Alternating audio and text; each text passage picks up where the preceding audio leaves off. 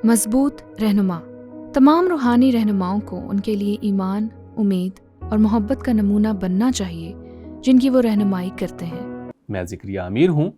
ज़ाहिर है ये एक बहुत ही बुनियादी असूल है। ये सब ये कह रहा है कि रहनुमा होते हुए हम लोगों में ईमान, उम्मीद और मोहब्बत कैसे पैदा कर सकते हैं अगर हम खुद उसका नमूना नहीं बनते। पलूस, सिलास और तीमुथियुस ईमान, उम्मीद और मोहब्बत का बेहतरीन नमूना थे जब वो वहाँ मुख्तलिफ़ कलीसियाओं में मुनादी कर रहे थे।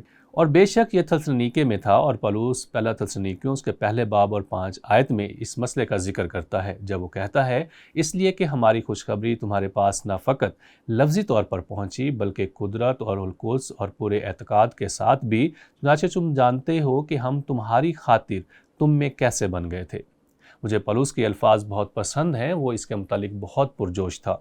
हमारे और मसीह की मानिद बनो। वो इस बारे में बहुत फ़िक्रमंद था कि लोग उसकी और उसकी बिशारती टीम की मानिद बने, सिर्फ इसलिए कि वो मसीह यसु की मानिद बन रहे थे। और ये तरीका है जिसे खुदा ने इंसानों की तरक्की और पुख्तगी के लिए रखा है कि वो पुख्तगी दूसरों में देखें, और यही वो असूल है जो नए अहदनामे में ज़राए अबलाग के लिए इस्तेमाल हुआ है।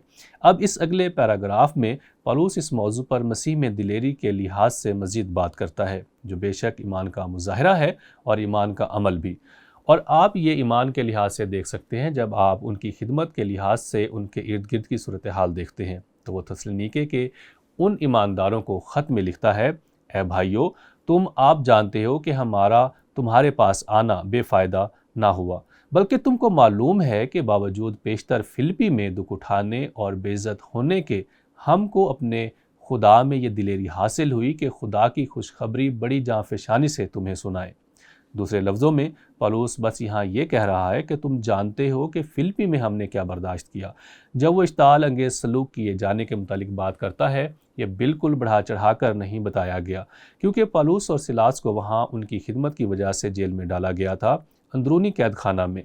तो मेरे अजीज़ों, उन्हें जंजीरों से बांधा गया, उन्हें मारा गया, और बेशक आप उसके नतीजे से वाकिफ़ हैं। और वो उस सूरत हाल में भी खुदा की हम्द के गीत गा रहे थे। वहाँ भौचाल आया और उनकी बेड़ियाँ गिर गई और दरवाजे खुल गए, और फिलिप्पी दरोगा समझा कि वो भाग गए।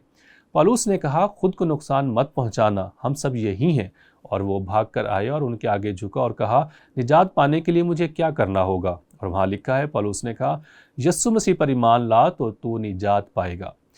फिलिप्पी दरोगा और उसका ख़ानदान ईमान ले आया। लेकिन वाज़े तौर पर लूका, जो बिशारती टीम का हिस्सा है, फिलिप्पी में रह गया। और दिलचस्प चीज़ ये है, जब वो फिलिप्पी से थस्सलुनीके में आ गए और वहाँ कलीसिया तामीर की, और कलीसिया तामीर करने के सिलसिले में वहाँ कम अज़ कम 6 महीने रहे, या शायद इससे ज़्यादा। मुझे इससे हैरानगी नहीं हुई कि लूका फिलिप्पी में था, जो थस्सलुनीके से 100 मील की दूरी पर है। वो यकीनन वहाँ गया होगा। उस रास्ते पर हर वक्त लोग आते जाते हैं। मुझे याद है, मेरी बीवी और मैंने वहाँ से बस पर सफ़र किया। हम फिलिप्पी से थस्सलुनीके में गए। ये पहाड़ों के दरमियान एक खूबसूरत सफ़र था। थस्सलुनीके के ये सब ईमानदार जानते थे कि फिलिप्पी में क्या हुआ। और वो कहता है, जानते हो, खुदा ने हमें दिलेरी दी और हम उस सूरत हाल से निकल कर इस सूरत हाल में आ गए। और हम देखेंगे फिर थस्सलुनीके में भी उन्हें ज़बरदस्त जुल्म व सितम का सामना करना पड़ा, यहाँ तक कि उन्हें मजबूरन छोड़ना पड़ा। लेकिन ईमान यकीनन दिलेरी का अमल है। पलूस कहता है, हमने इसका मुज़ाहरा किया, तुमने ये हमारी ज़िंदगी में देखा। सिर्फ यही नहीं बल्कि दयानतदारी भी। उन लोगों के दरमियान उन्होंने ईमानदारी से खिदमत की, क्योंकि हमारी नसीहत ना गुमराही से है, ना नापाकी से, ना फ़रेब के साथ। पलूस रसूल फरमाता है, हमारी नीयत खालिस थी। हम वहाँ इसलिए थे क्योंकि हम तुमसे मोहब्बत रखते हैं। हम वहाँ इसलिए थे क्योंकि हम मसीह की इंजील की मुनादी करना चाहते थे। वो अपने खालिस इरादों को बयान करता है जब वो 2 बाब आयत 4 और 5 में कहता है, बल्कि जैसे खुदा ने हमको कबूल करके खुशखबरी हमारे सुपुर्द की, वैसे ही हम बयान करते हैं, आदमियों को नहीं बल्कि खुदा को खुश करने के लिए। हम वहाँ खुदा को खुश करने के लिए थे। हम वहाँ तारीफ़ सुनने के लिए या कुछ हासिल करने के लिए नहीं थे, सिवाय इसके कि यस्सु की इंजील बांटे। तो वो कहता है, क्योंकि तुमको मालूम ही है कि ना कभी हमारे कलाम में खुशामद पाई गई, ना वो लालच का पर्दा बना। खुदा इसका गवाह है। ये ईमान, उम्मीद और मोहब्बत का ज़बरदस्त मुज़ाहरा है। मखसूस तरीक़ों से इन खसूसियात का मुज़ाहरा किया जाता है। मगर पौलुस ने यह भी कहा, हमने आजिज़ी से ऐसा किया, और हम ना आदमियों से इज़्ज़त चाहते थे, ना तुमसे, ना औरों से। दर हकीकत हम जो यहाँ दुख देख रहे हैं कि ईमान, उम्मीद और मोहब्बत बहुत वसी तस्वुरात हैं जो मसीह की मुशाहबत के मुख्तलिफ मुज़ाहरों में तोड़े जा सकते हैं। पौलुस बस ये कह रहा है, हमने ईमान, उम्मीद और मोहब्बत का मुजाहरा किया जब हम तुम्हारे पास आए। क्योंकि उन्होंने ईमान, उम्मीद और मोहब्बत का मुजाहरा किया तो थस्सलुनीकियों ने भी ईमान, उम्मीद और मोहब्बत का मुजाहरा किया। ये बहुत ज़बरदस्त तवाज़ुन है। ये कुछ ऐसा नहीं जो हम सिर्फ लोगों को सिखाते हैं, हमें इसका मुजाहरा करना है और हम ये असूल पूरे नए अहदनामे में देख सकते हैं। तो मेरे अजीज़ों, नमूना बनना तालीम की बुनियाद है ताकि लोग देखें, सुने और समझें।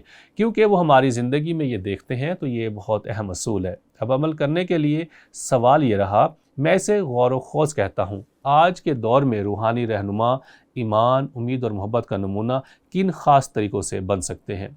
जब मैं इस सवाल पर गौर कर रहा था, मैंने सोचा मैं रूहुल कुद्स को हम कलाम होने दूंगा। खुदा ईमान, उम्मीद और मोहब्बत का नमूना बनने के लिहाज से क्या कहता है। वैसे एफसीओ 4 बाब और उसकी एक आयत की तरफ देखते हैं।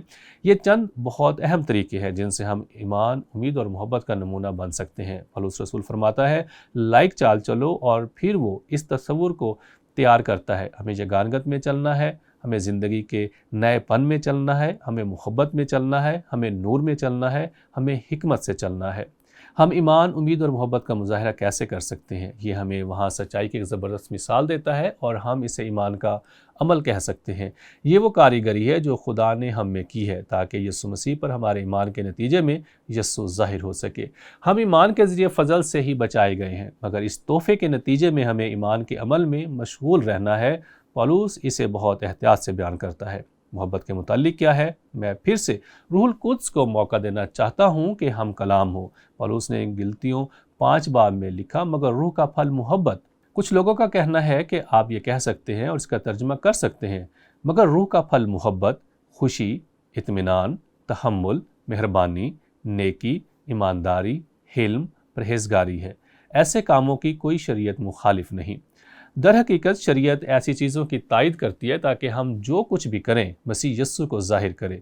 और उम्मीद का मुतालिक क्या है? रूहुल कुद्स क्या फरमाता है? जो ख़त पौलुस ने तीतुस को लिखा उसमें उसने एक ज़बरदस्त हवाला दिया है, क्योंकि खुदा का वो फ़ज़ल ज़ाहिर हुआ है जो सब आदमियों की निजात का बाइस है।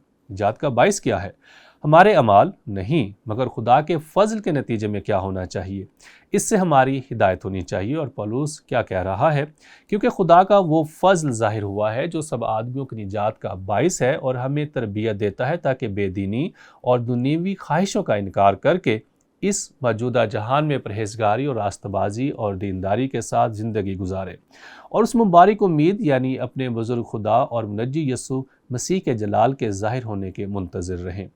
तो इस सवाल के जवाब में आज के दौर में किन तरीक़ों से रूहानी रहनुमा ईमान, उम्मीद और मोहब्बत का नमूना बन सकते हैं, ये एक सच्ची शुरुआत है। बेशक नए अहदनामे में हमें इसके मुतालिक मज़ीद मालूमात दी गई हैं कि कैसे उस बुलाहट के मुताबिक हमें चाल चलन रखना है जिसके लिए हमें बुलाया गया है।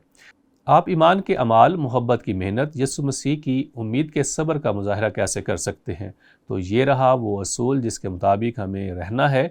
तमाम रूहानी रहनुमाओं को उनके लिए ईमान, उम्मीद और मोहब्बत का नमूना बनना चाहिए जिनकी वो रहनुमाई करते हैं। ऐसा ना हो कि हम इसे सिर्फ़ अपने ख़यालात में ही ख़ास समझें, बल्कि वालिदैन होते हुए भी हम रूहानी रहनुमा हैं। हम में से हर एक ईमानदार होने के नाते एक रूहानी रहनुमा है ताकि देखने वालों तक ईमान, उम्मीद और मोहब्बत का पैगाम पहुँचाए। और हमें यह कहना चाहिए कि खुदा के फ़ज़ल से ऐसा मुमकिन हुआ, हमारी मानिद बनो जैसे हम मसीह की मानिद बनते जाते हैं।